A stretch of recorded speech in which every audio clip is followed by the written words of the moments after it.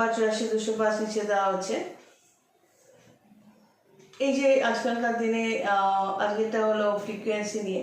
কোনো সময় দেখবে যে দিনের বেলাও হয়, অন্ধকারও হয়, রাত্রিবেলাও হয়, যে দেখবে কোনো দিকে কুকুর বা বেড়াল তাকে, কুকুর হয়তো ঘেউ ঘেউ করছে, কিন্তু তুমি তাকে দেখলে কেউ নেই, কোনো দিকে দেখাবে না, সঙ্গে সঙ্গে দরজা বন্ধ করে ঘরে ঢুকে যাবে। ব্যাপারটা হচ্ছে প্রত্যেকেই জানো যে ফ্রিকোয়েন্সি ওয়েভ, ধরো দূরদর্শনে বা রেডিওতে কোনো প্রোগ্রাম চলছে, তো আমার ঘরে রেডিও আছে, তো আমি তো সেটা পাচ্ছি, অনুষ্ঠানটা একটা ফ্রিকোয়েন্সির মাধ্যমে, একটা ওয়েভের মাধ্যমে। তো একটা রেডিওর ওয়েভ বা ফ্রিকোয়েন্সি, একটা টিভির ওয়েভ ফ্রিকোয়েন্সি, সব আলাদা আলাদা ফ্রিকোয়েন্সি। তো এক্ষেত্রে এগুলো সবাই মানে, কিন্তু যখন বলছি আত্মাটাও একটা ফ্রিকোয়েন্সি, একটা এনার্জি, একটা অস্তিত্ব, তখন যেন সব ভুলে যাচ্ছে, তাই না? ভেবে দেখো, যখন তুমি বা আমি স্বপ্ন দেখছি, শরীরটা পড়ে রয়েছে, তুমি তোমার মৃত যারা রয়েছে পরিজন, আত্মীয় স্বজন বা কারোকে বা অচেনা লোকদের তুমি দেখছো, তুমি ওখানে তাদের সাথে কথা বলছো। আবার যখন ঘুমটা সকালবেলা ভাঙলো, তুমি দেখলে, তুমি উঠে মনে করছো এইটা এটা দেখলাম, এটা এটা হলো। ব্যাপারটা হচ্ছে যে তোমাকে এটা বুঝতে হবে যে শরীরটা পড়েছিল, শরীরটা অর্ধচেতন অবস্থায় ছিল, তোমার আত্মাটা তখন বেরিয়েছে, ওই আত্মাদের ডাইমেনশনে গেছে, তাদের সাথে কথা বলেছে বা অন্যান্য অপরিচিতদের সাথে কথা বলেছে। ক্লিয়ার? তো এই, এবং সে ব্যাকও করেছে, এটা এই ব্যাক করাটা নাভির একটা টান, একটা ম্যাটার আছে যার জন্য আত্মাটা ব্যাক করতে পারে। আবার কোনো কোনো সময় আত্মার শরীরে ব্যাক করতে পারে না বলেই কিন্তু অনেকেই রাতে ঘুমের মধ্যে মারা যায়।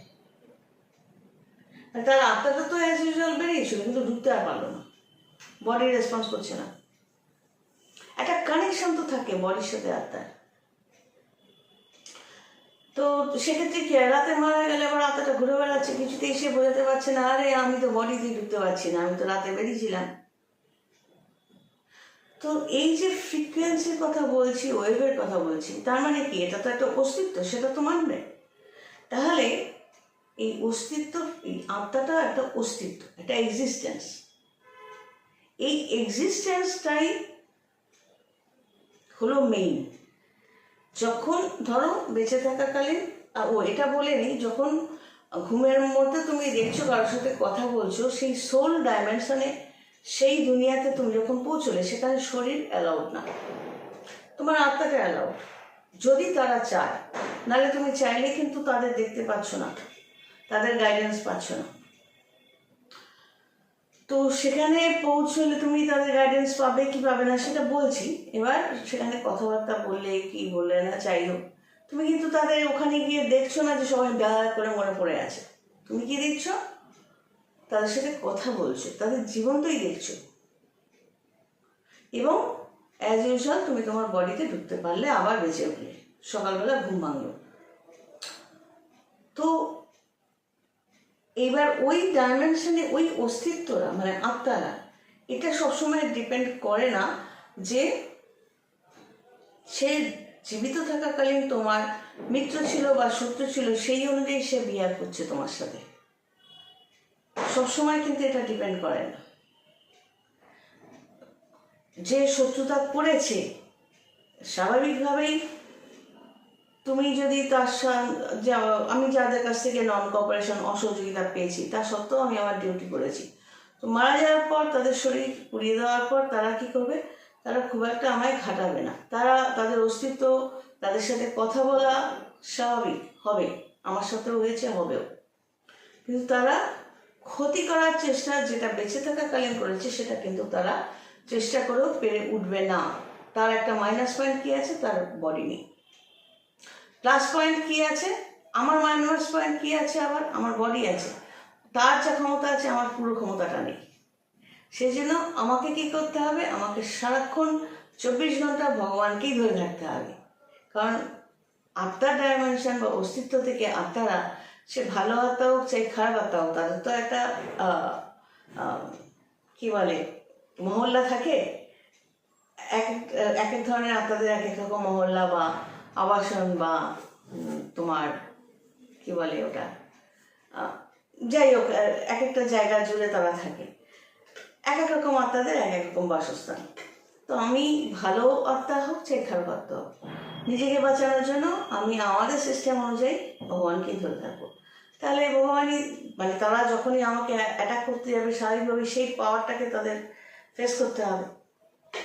ভগবান কারোকে এসে কখনো কিছু মানে আঁকড়ে ধরে বা সাপোর্ট করবে, সব কিছু করে দেবে, কখনো কখনো না। শ্রীকৃষ্ণ কি তাই করেছেন না? ভগবান তাই বলেছেন গীতায়, তুমি তোমার কর্ম অনুযায়ী ফল পাবে। তুমি তার সাজেশনটুকু মনে করো, তার নির্দেশ পেতে চেষ্টা করো, নিজেকে সিস্টেমে রাখো, তবেই তো তাকে তার সাপোর্টটুকু পেছনে পাবে। তুমি মুখে বলবে ও সব ভগবান ঠাকুর আমি জানি না, ও যা হবে দেখা যাবে, আমি তো জ্যোতিষীকে পয়সা দিচ্ছি, আমি তো তান্ত্রিককে পয়সা দিচ্ছি। না না, তোমার কপালে দুঃখ আছে। যারা বলে ভগবান মানি না, তারা অ্যাকচুয়ালি কে কিরকম আছে পার্সোনাল সার্ভে করে দেখাও দেখি। আর যারা বলে ভগবান মানি, ভগবানকে 24 ঘন্টাই মানি, প্রতিটি মুহূর্তে মানি, তাদের মানসিক সুখ শান্তি কেউ হ্যাম্পার করতে পারে না, কেউ কেন নিতে পারে না। তারা নিজেদের মধ্যে নিজেরা দিব্যি থাকে। সবাই দূর থেকে ভাবে কিভাবে আছে, নিশ্চয়ই খারাপ আছে, নিশ্চয়ই একা একা খারাপ আছে। নিজেদের সান্ত্বনা দিতে চায়, আবার গা ঘেঁষতেও চায়, আবার টানতেও চায়।